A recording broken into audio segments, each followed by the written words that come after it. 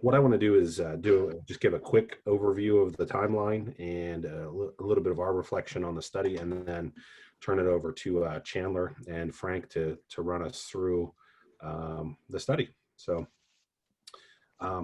just on the timeline, it's really morphed over this year, as Jen had pointed out. We actually began it in about, I think it was August of 2019, and we had a meeting with the Somerset County Commissioners to initially start talking about how a study would start to shape up, and ARC as well. And our initial plan was to do a BCA, a benefit cost analysis, and this quantitative analysis. Soon after that, we found out that Maryland was doing a BCA, and we shifted the focus from that quantitative piece to strictly just the qualitative piece, knowing that Maryland had engaged in the BCA. We awarded the contract in December and really ramped up in January and February with our stakeholder meetings, and I think they were a big hit, and they really got us pointed in the right direction. But unfortunately, the pandemic hit and kind of prevented a lot of the in-person meetings that we were going to be doing. And that really was the basis for the study, was to have these case studies, these individual and that's when we shifted to to use the publicinput.com. You'll see some of that input throughout the study, but no matter what, we still had to do the site visits to get our momentum back. And when we did that, you started to see a lot of these deliverables come together. So we wrapped up in September with some additional analysis on tourism and business attraction, and that has brought us to where we are with the current study. In terms of our reflection on the study, it has both general and specific observations and analysis. What I might suggest, there are some very specific case studies that show significant positive benefit. But while listening to Metro here in a few seconds, realize that those case studies are really a microcosm of the potential benefits seen by the entire region and seen over a period of time as well. They're just a small piece of it, and they're pretty impressive. So with that being said, I will turn it over to Chandler and Frank to give us to present the study. Yes. Thanks everybody for inviting us to be here today, and thanks everybody for inviting us to be able to walk with you through this study process, and for working with us so much on it. We really appreciated the opportunity to be part of this regional development process and learning about the role of this corridor on this region. It was really terrific being up there and seeing that beautiful area and all of the things, all the possibilities there, and just learning about the project. So just want to thank everybody for that as we get started. And I also just want to encourage everybody to please look at the full report. Today we're presenting what we believe to be some of the high-level things that we were able to find, but there's a lot of other information in there that we can also talk through. We mentioned Frank has a video. We're going to probably follow this up with a self-guided presentation that actually walks through the report findings for people who don't want to read through every word, but this is kind of some of the high-level things that we entered into. As was mentioned, this particular study is a qualitative study, so we're really looking at business impacts because there was already a cost-benefit study that was underway when we started. And so our emphasis has really been on the strategic impact of 219 with respect to the business environment and the impacts on the economic conditions in the Southern Allegheny region, and potentially the economic conditions throughout the region and even the country of completing 219. As you might remember, when we first started, when we were up there in December presenting our overall approach to the project from the beginning was to look at it and with the understanding that the 219 system really has an infrastructure system, which has its profile in terms of the transportation performance and all of the important things that the infrastructure does as a transportation system. And there's also a profile that has to do with the market conditions, and that it serves and represents a market for both passengers and goods that are utilizing it, that are serving the region and beyond. And we talked about the idea of having sort of comprehensive profiles of these things that the corridor is doing to understand the impact of completing it. And so as we entered into that and started compiling those profiles and hearing from a lot of people about how they're experiencing this in the business environment, we basically came down to completion has impacts related to network performance, which is sort of the 219 is not its own facility all by itself. Completing it has impacts on the value of everything else. You can't separate the value of a completed 219 from the value of all the other infrastructure around it. The other infrastructure will actually better do its job when 219 is there. And we see that show up in terms of north-south connectivity throughout Pennsylvania, especially throughout that region of Pennsylvania, as well as resilience. When you don't have, it's not an urban recurring congestion, as there's often a bias to look at, but you have incidents, and you have incident congestion and the ability to absorb incidents. We looked at that. We also saw when we looked at this facility, the infrastructure performance, just simply the fact that there really are safety issues there. Safe routes are hard to find when going north-south in that part of Pennsylvania. And there is quite a bit of improved safety and incident delay. This was touched on in the BCA, but looking at the wider implications of that, what does that really look like, having a safer facility, and what does it really mean for the business environment? And then also increased business opportunities. And this, we really looked into this. And we started looking at the market side of this, both in terms of labor markets and workforce, but also other markets, whether that would be markets for buyers and suppliers, tourism markets, and other markets that can operate more efficiently, can be served better when 219 is completed. So these are the things that we saw when we looked at those profiles that are in the report, and we'll be talking a little bit more about it in today's presentation. Next slide. So getting into the completion status, this is just sort of how we set the groundwork, as everyone here is well aware. A lot of 219 has already been completed to the north. And when you read the report, you'll see that one of the things that we build on in the report is a recognition that we already have seen an improved business environment just from the fact that they were able to get as much of 219 done as they have. And that gives us a lot of clues as to some of the other benefits and other impacts that you can see in the business community if you were able to actually complete it all the way to actually make the connection all the way from 76 down to 68 to fully connect it. And so we basically just simply acknowledge that the piece that was completed before, the piece to the south that is under construction, and then a portion in Maryland as well as a portion in Pennsylvania that is yet to be completed. And so that's basically described in the report for the context of what we're really talking about. Another issue that is brought up in the report, and this starts getting into that network performance aspect that we've observed, and a number of people pointed out, a number of the businesses pointed out, and it came up in our final discussion about business attraction, is the proximity of the corridor. This is one of the things that in the conclusions is talked about quite a bit, and it's tied back throughout the report that while our focus is qualitative in nature, and we focus on the business environment and the qualitative impact, one of the things that we discovered as we started looking at the qualitative impact was we learned more about the market dynamic for the corridor. And we learned that the quantified traffic forecasts that quantify the market for the corridor, we learned about additional sources of demand for the corridor that have not yet been quantified. And so we find a number of things in our report qualitatively that we think are very significant in terms of understanding how and why this corridor has a potential market that may be beyond what is seen in the existing models that right now exist. And this is one of the important ones, and this was talked about in the focus group that we had on economic development. This basically, you look at three major cities, Pittsburgh, Baltimore, Washington, D.C. As everyone here knows, you have a lot of intercity traffic. You have three different state jurisdictions. You have Pennsylvania, Maryland, and the District of Columbia. That's important because you have different transportation jurisdictions that forecast the traffic in those areas. They're all responsible for forecasting their state traffic.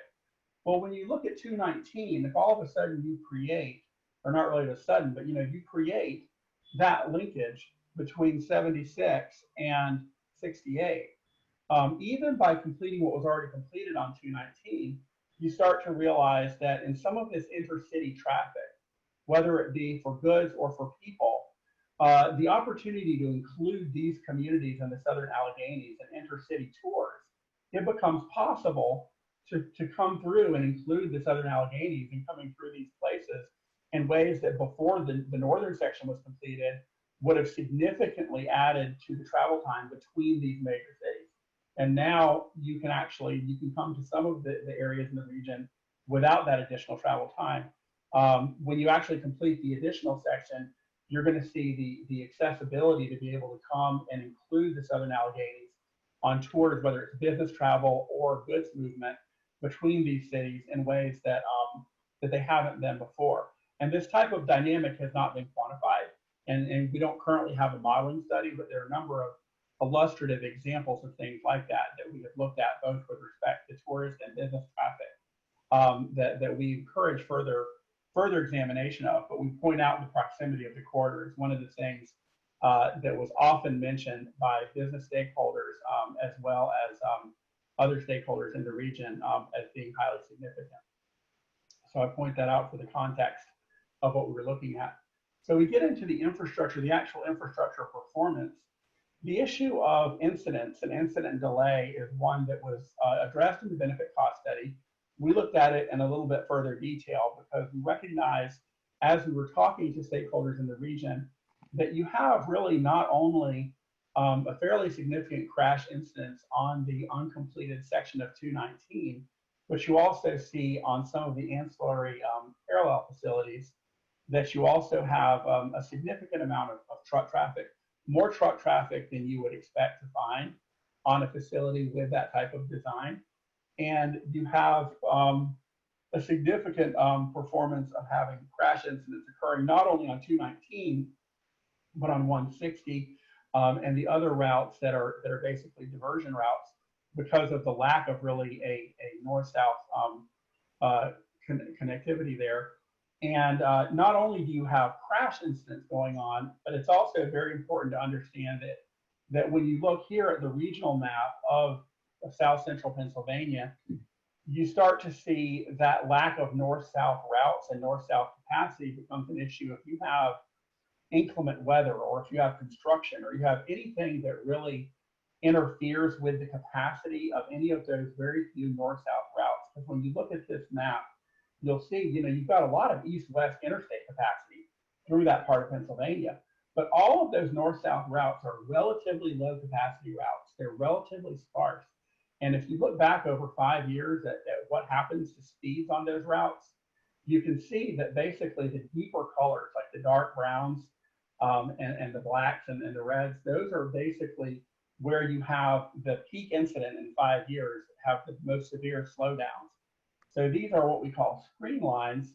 And if you just look at 4 different locations, if you just look at the north-south direction at 4 different locations, they can range anywhere from 56 miles an hour to 44 miles an hour slower to 44 miles an hour, 34 miles an hour slower. You have a lot of speed that is lost no matter where you are in the north-south direction. You're going to see, and the purpose for drawing these green lines is to say that it's not just that, my road here slowed down on 219, or my road here slowed down on 220, so I'm just going to hop over to the other facility. The reality is the other facility that you go to, if you draw a line going through all the facilities, all the other facilities that you go to have the same risk and can also be constrained. So if you have an incident that is a regional incident, whether it's an inclement weather type of an incident or incident like that, you don't really have the ability to make that north-south connection the way that you do in the east-west direction. And a completed 219 can significantly open up some of that north-south opportunity. In fact, making particularly, again, the connection where you have the east, they're really nice. Look at the east-west relationship there, 76, 68. You have a lot of those really high capacity facilities, but you don't have the opportunity to really get back and forth between them very well. And a completed 219 creates a much more resilient network if you should be facing things that could really be interfering with the capacity of some of those what really are fairly low capacity facilities right now. So we see that there is a fairly strong resiliency case to say that 219 is not just 219. 219 is something that really plays a role in the resiliency of the entire network, and it can support connections far beyond simply itself. So the next slide is we talk about reduced safety or improved safety, reduced crashes. This is already accounted for in the VCA, but we looked a little bit more at what happens there. When we look at it, we saw $2.4 million in safety costs that are associated with it not being complete. The $2.5 million in incident costs, that being the traffic associated, not just the property damage and the loss of life and injury, but just the time lost.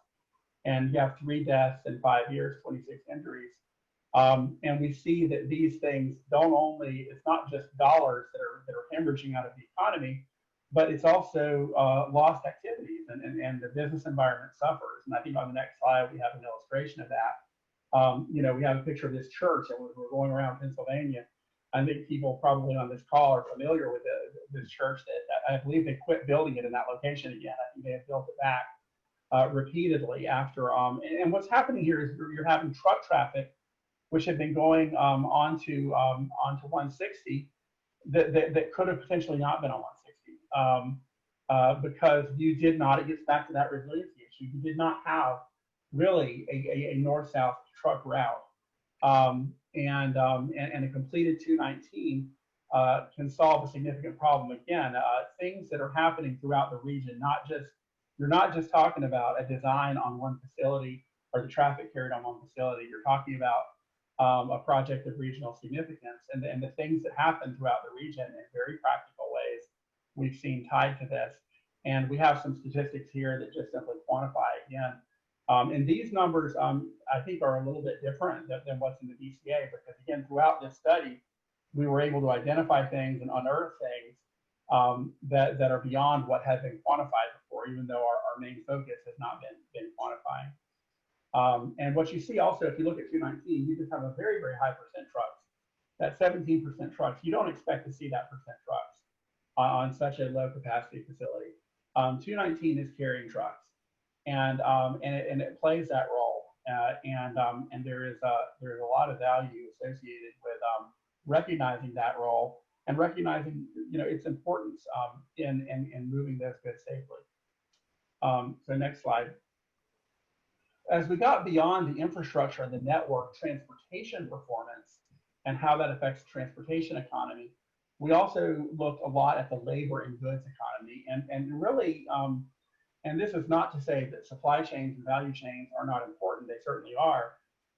But for this region, the most important element of the value chain when it comes to transportation absolutely has been workforce.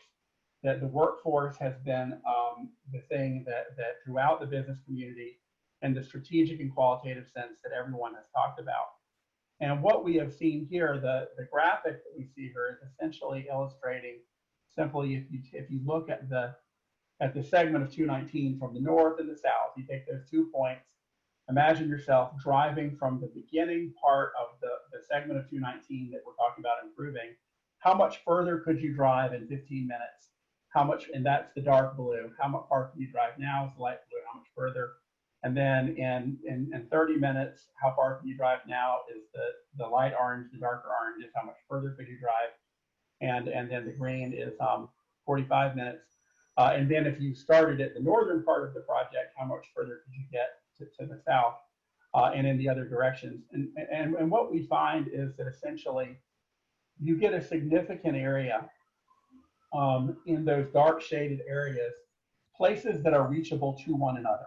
You get more and more communities where it is possible for people to commute within a 30-minute commute, a 15-minute, or even a 45-minute commute that could not have worked. So that means that people who are living in different cities around the region who only are able to commute maybe 30 or 45 minutes because of their family situation, a job that was out of reach now comes within reach. Or if it's 30 minutes, a job that was out of reach becomes within reach. And that can have a significant effect on the ability of households to earn income, but it also is very important for businesses, because a business that may be located in the region, now the difficulty with maps like that is you could drop a map like this at Myersdale or at Salisbury or or Somerset or anywhere in any business would have its own map like that. So this map is kind of a generalization. But if you were to draw any of those maps, you would see a similar dynamic, which is that if you post a job and you're trying to get employees, well, the number of applications you're going to get is going to increase proportional to how many people are actually within commuting distance, and those percentages are going to be significantly greater with a completed 219. And so there are actually numbers for that within the report that basically talk about how many more potential employees are within reach of particular cities. So in addition to an illustration of that, you have numbers that are talking about, and that is a very significant thing, because one of the biggest constraints that we saw on a lot of businesses within the region, businesses in this part of Pennsylvania, even as they've been going through the COVID recovery, we learned that a strategic issue for a lot of these businesses, it continues to be that I can't get enough people here at the right time to do what I need to do. And if I could get more people, particularly more people in a particular role on a particular shift, I could produce more, I could make and sell more. This region of Pennsylvania and a number of industries has a cost advantage over its competitors. They say we can make better product and we can make it cheaper. We can even get it there, but we can't get the people to come in and to make the volume that we would like to make, just because of the ability to get here. There's also some observations about housing and the fact that, you know, it's kind of a tight housing market, and so the ability of people to be able to commute in the region is a central focus of the economic profile in the report. And we'll talk a little bit more about that. But as we talk more to the businesses and what they can do, the bringing together of the transportation and the workforce and market side of the profile, we saw, for example, we talked to a coal plant that said they could save $1 million a year in transportation costs, moving 500,000 tons of coal to the south. And they're just quantifying in a very transparent way, just saying, okay, what is the additional cost that it costs us to serve this market? Can we serve the market that we're already serving for less? And they see just operational savings, that they have that additional money that they can then invest back in the economy. They can invest it into better serving their market. And that's just a manifestation of that transportation cost savings in a real business. You have the J&J truck bodies. That's an additional shift, 40 workers. They could get the 40 workers. They could see producing up to $1 million a month in additional revenue. Now that's at the pre-COVID. That's at the pre-COVID production. But they've seen demand for that, and they're saying, you know, if we could draw this wider workforce, that we could absolutely make and sell that. The next one example is Wheeler Brothers. They could very well see having another shift, and they could lead to a 10 to 15% increase in their annual output. The biggest constraint being, again, just having the workforce within the commuting distance, within the commuting shed. And that workforce right now is blocked largely by the fact that 219 is taking so long to get to a lot of those trade centers where the potential workers are located. And then the total biz fulfillment, they have envisioned 90,000 square feet of warehouse space that they could utilize if they had access to the larger labor pool.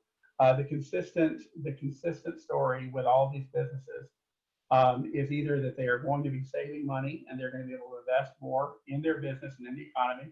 They're going to be able to serve customers more efficiently at lower cost with better quality goods and services by utilizing a completed 219.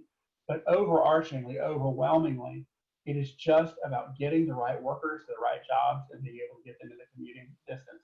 And here, this is kind of what I was mentioning earlier, is that while we have one generalized map, we weren't able to do a map for every single community, we were able to run the numbers for all the communities to say, well, if you're in any one of these towns within the region served by 219, how many other businesses that you could trade with are going to be brought within a 30-minute drive time that are not now within 30 minutes?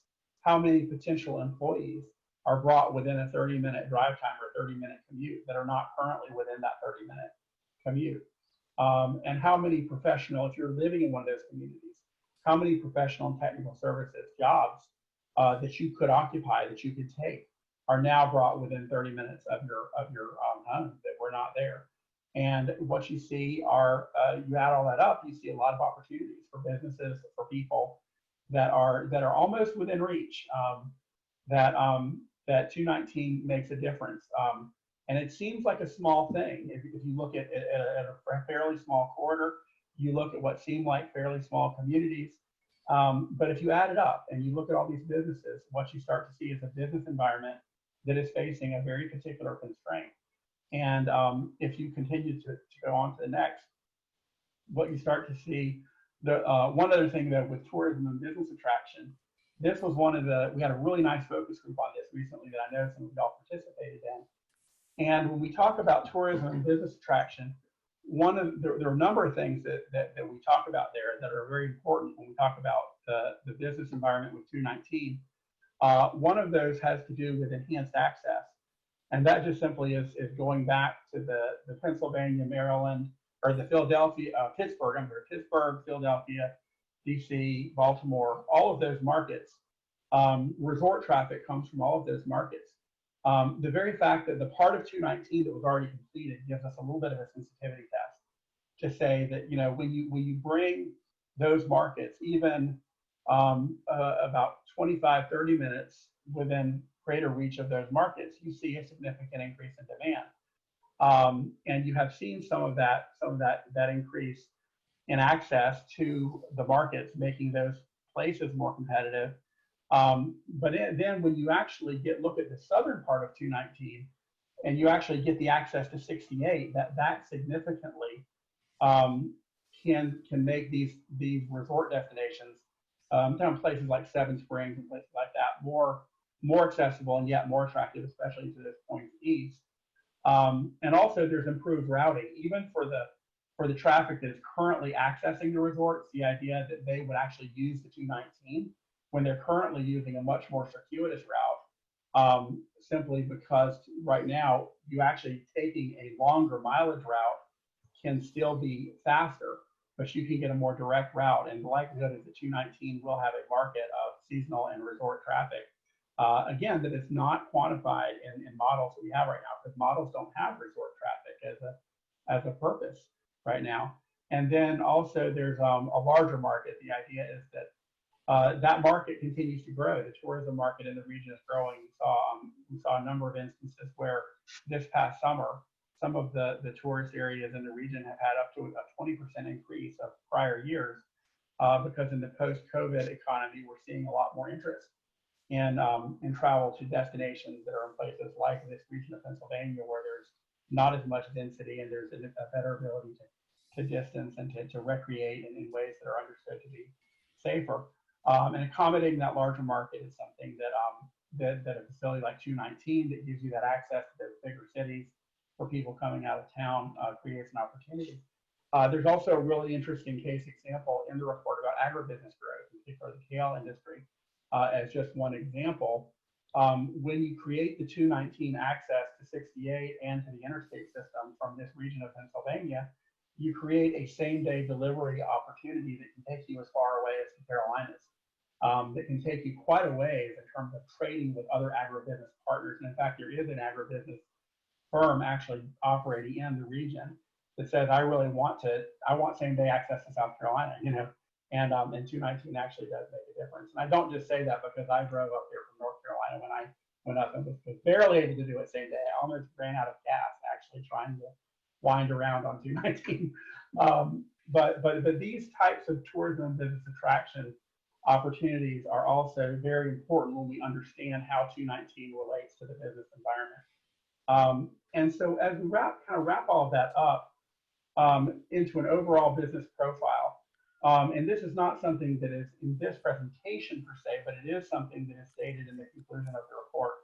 I mean, our emphasis in this report has been very much on the business environment, and it has been very much on strategically and qualitatively, what are we looking at when we talk about completing 219?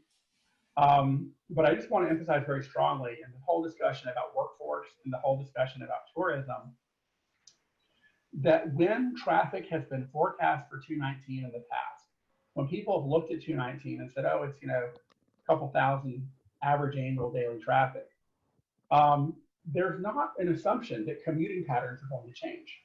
there's not an assumption that additional shifts are going to be hired.